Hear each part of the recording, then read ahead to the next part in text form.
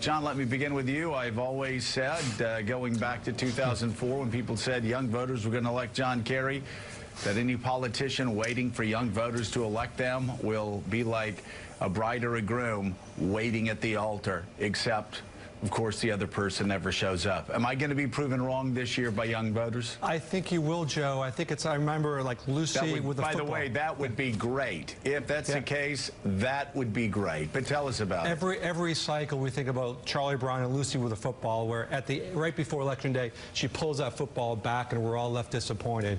Over the last 32 years, young voters have been consistent in the fact that they have chosen not to show up. About 1 in 5 have shown up between 16 and 20% over that cycle. However, leading into this election, we are tracking the most significant increase of enthusiasm that we've seen in the history of this poll. The good news is I think they will show up. The bad news is the reasons that they're likely to show up is because of the trauma and the pain that they've endured over the short history of their adult lives. What actually needs to be done to make sure this happens so we don't have Lucy taking the football out from Charlie Brown's foot?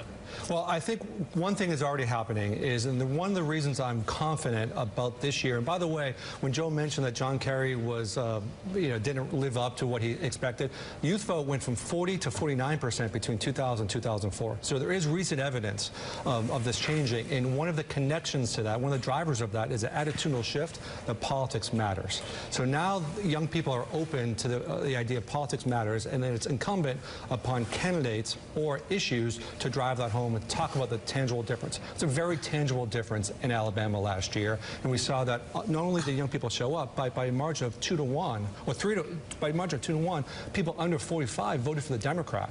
So when we think about, when I look at kind of Charlie's numbers in terms of the generic ballot, I think that the share of youth vote will increase. I think that there's more opportunity for young people to participate at a higher level than a ceiling where older folks already are. And I think it can make a significant difference in terms of the national electorate.